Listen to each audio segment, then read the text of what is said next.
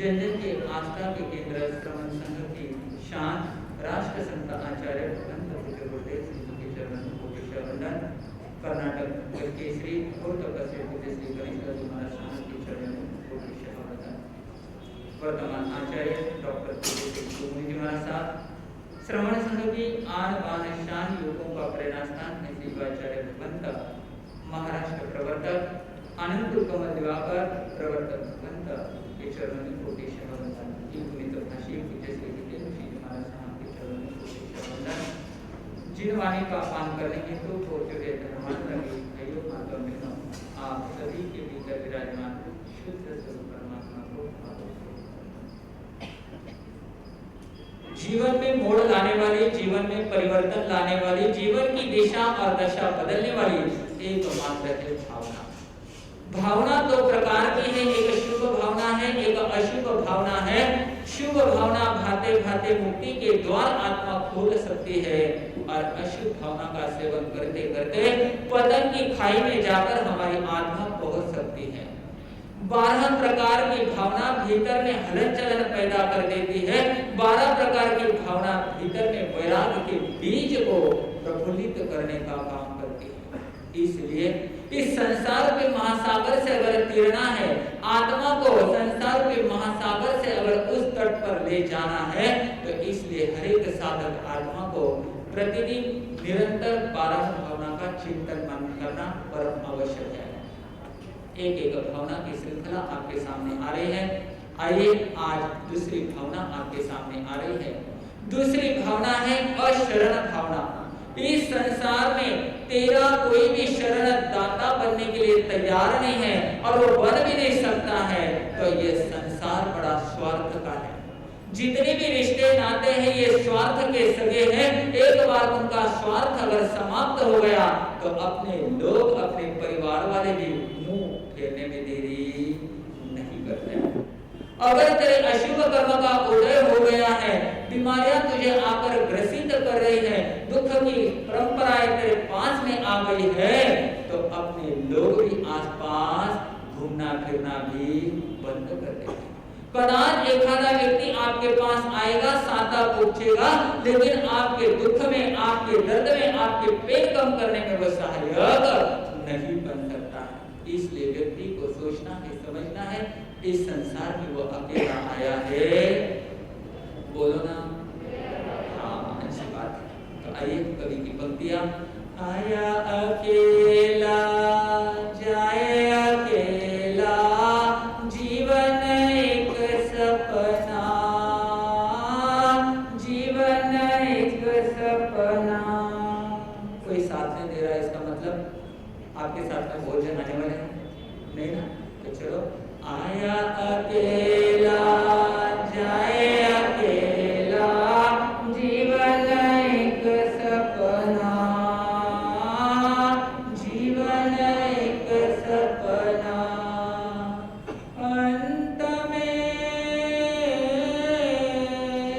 अंत में पछताएगा तो सोच ले अपना।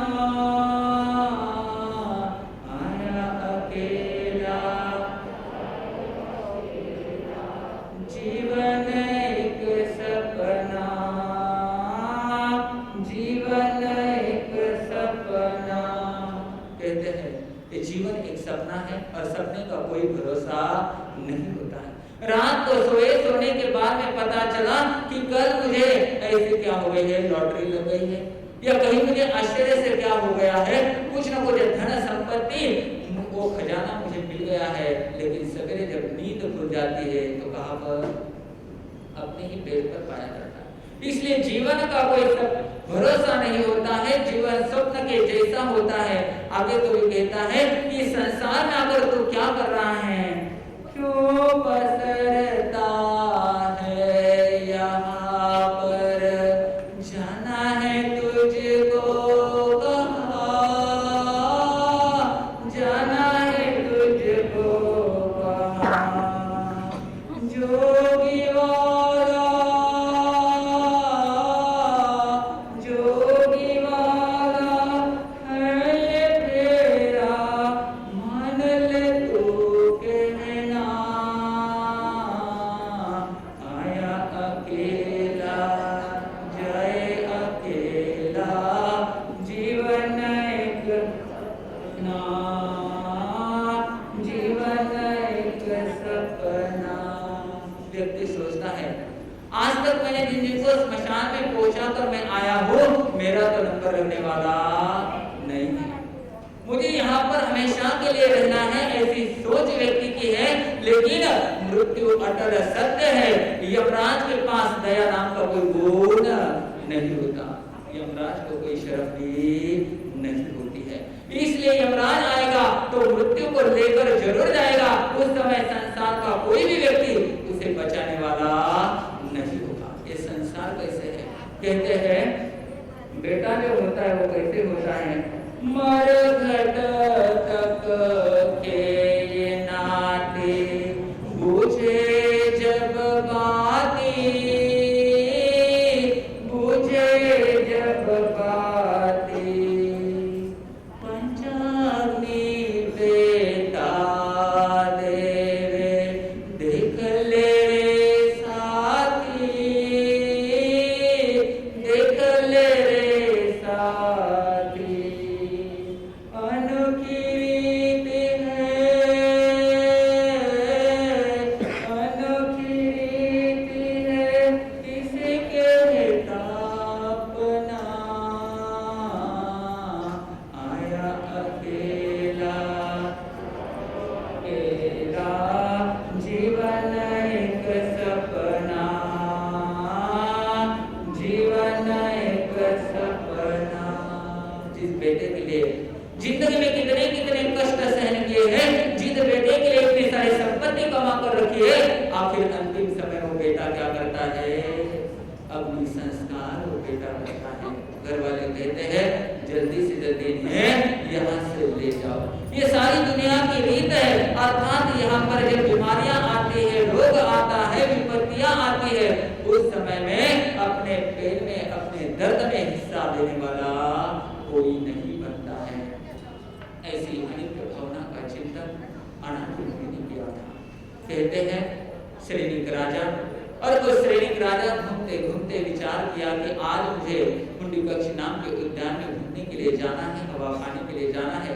वहां पर चल रहे हैं आगे, और जैसे उस उद्यान में पहुंच गए, श्रेणिक राजा की नजर एक पेड़ वृक्ष के नीचे बैठे हुए, ध्यानस्थ बैठे हुए मुनि के ऊपर गई।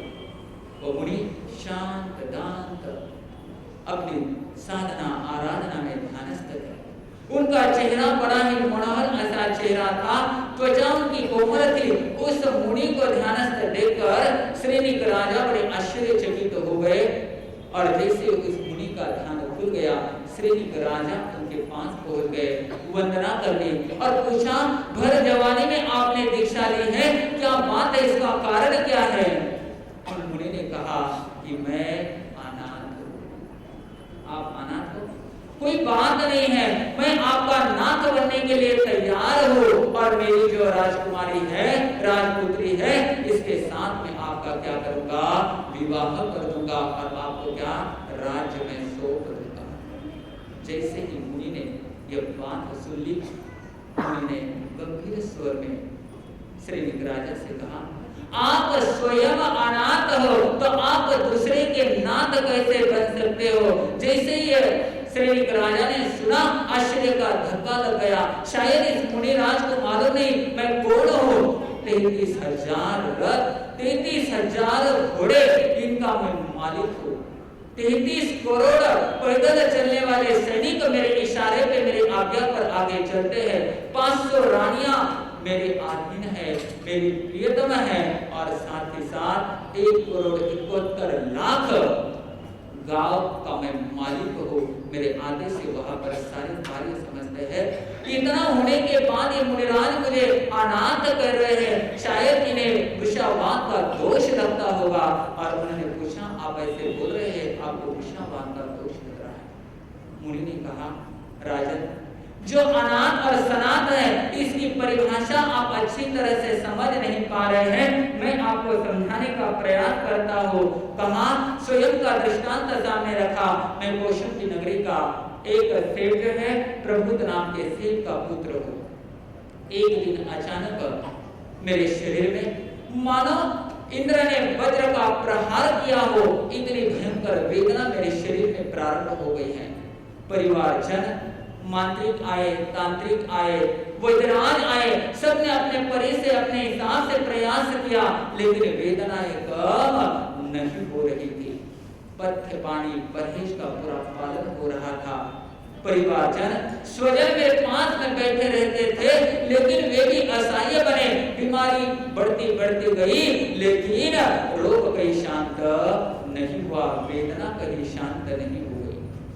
मेरी पत्नी, प्रियतम पत्नी, और उस पत्नी ने तो भोजन करना भी छोड़ दिया और साथ ही साथ स्नान करना भी छोड़ दिया। 24 घंटे मेरे सामने वो बैठी रहती थी, लेकिन वो भी असहाय हो गई।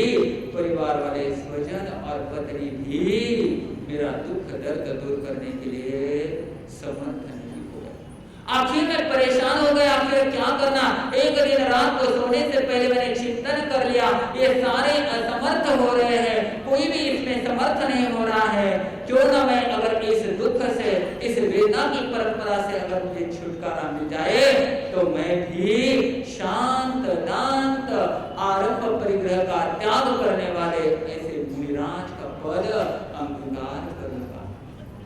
जैसे मन में शुभ संकल्प मैंने कर लिया, उस दिन रात को मुझे क्या हो गई, अच्छी तरह से नींद आ गई। मेरे सारे वेदनाएं अपने आप शांत हो गई है, और दूसरे दिन जैसे मेरी आंख खुल गई, मैंने विचार किया कि ये वेदनाएं कहाँ चली गई। रात का किया हुआ शुभ संकल्प ध्यान में आ गया, और मैंने अपने माता पिता परिवार से आज्ञा मांग ली, मुझे क्या लेनी है, बोलो, दीक्षा ग्रहण करनी है। और माता पिता पत्नी आदि की आज्ञा लेकर मैंने दीक्षा ग्रहण कर ली, और दीक्षा लेकर कामन गांव विचरण करते करते मैं आकर कहाँ पहुंच गया हूँ, इस वन में आकर पहुंच गया हूँ। राजा श्रेणी के सामने जब ये बात आ गई, तो उसे अनाथ और सनाथ का सही महत्व ध्यान में आ गया। इसलिए बंधुओं, इस संसार में कोई भी हमारे लिए शरण नहीं है। जब यमराज आ जाएगा, उस वक्त कितने भी परिवार वाले, कितनी भी आकुलता व्याकुलता बताए, लेकिन यमराज किसी के लिए रुकने वाला नहीं है। इसलिए कहा है, ये जितने रिश्ते नाते हैं, सब मरघट तक ही जाते हैं। फिर हंस करता कुछ बिचारा, दुनिया में कौन है तेरा, दुनिया में कौन है तेरा। ये हमारे रिश्ते नाते सिर्फ मरघट के ही हमारा साथ देने वाले हैं। ये शरीर है जिसके लिए हम 24 घंटे हमारे साथ में रहने वाला शरीर भी कहाँ तक साथ देगा, स्मशान यात्रा तक। उसके बाद में शरीर भी हमारे से धोखा देने वाला है, छूट कर चले जाने वाला है। इसलिए कहा है कि व्यक्ति आता है खाली हाथ, जाता है खाली हाथ। आते समय पुण्य और पाप साथ में लेकर आया था, आते समय शुभ और अशुभ कर्म साथ में लेकर आया था, और जाते वक्त आत्मा के साथ शुभ और अशुभ कर्म ही जाने वाले हैं। ये धन संपत्ति, ये परिवारजन यही के यही छूटने वाले हैं। इसलिए ज्ञानी भगवंत फरमाते हैं, इन 12 भावनाओं का चिंतन करो, इन 12 भावनाओं का मनन करो, और मनन करते करते इस संसार के महासागर से गिरने की कला सीख लो। मोह आसक्ति को कम करते करते हर एक आत्मा इस अशरण भावना को ध्यान में रखते हुए, लक्ष्य में रखते हुए आत्म कल्याण के मार्ग पर आगे बढ़े। इन्हीं शुभ मंगल भावना के साथ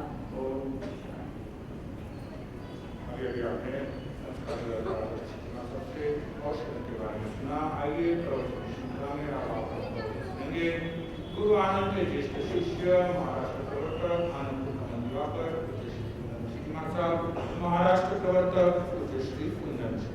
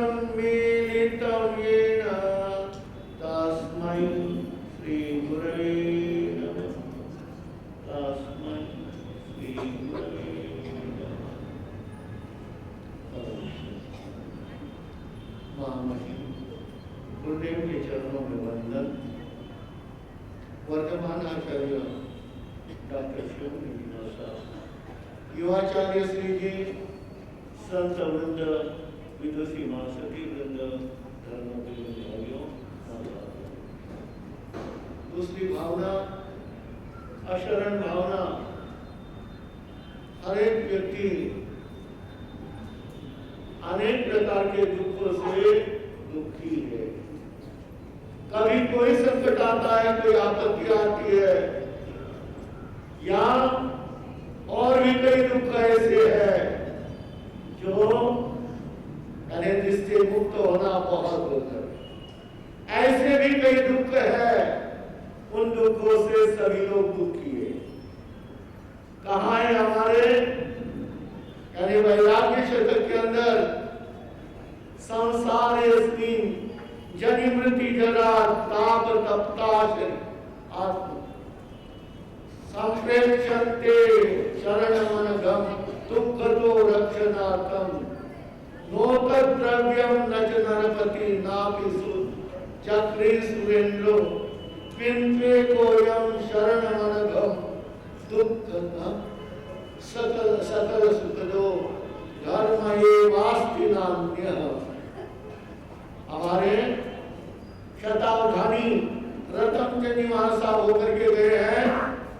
उन्होंने बड़ी सुंदर बात कही कि हर एक व्यक्ति किसी किसी कारणों से दुखी है।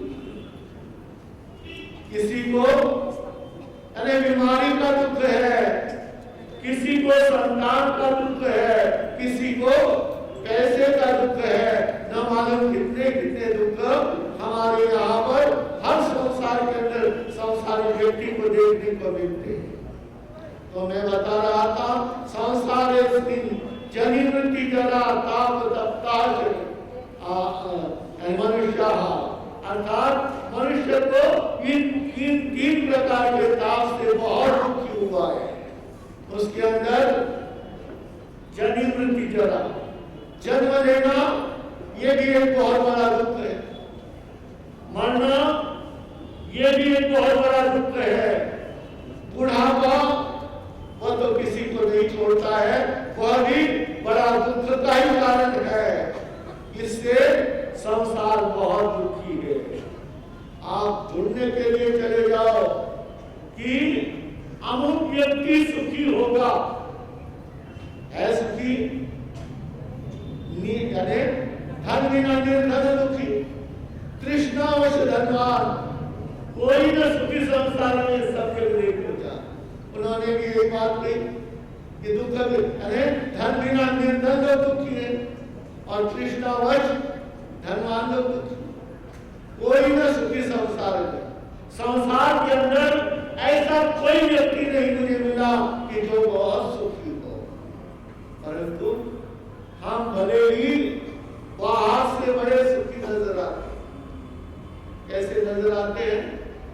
हर एक व्यक्ति बाहर से सुखी नजर आता है, परंतु जैसे जैसे आप गहराई से उसके भीतर पहुंच जाओ, वह ये नहीं कहेगा मेरे शरीर का संसार में दुखी कोई नहीं है।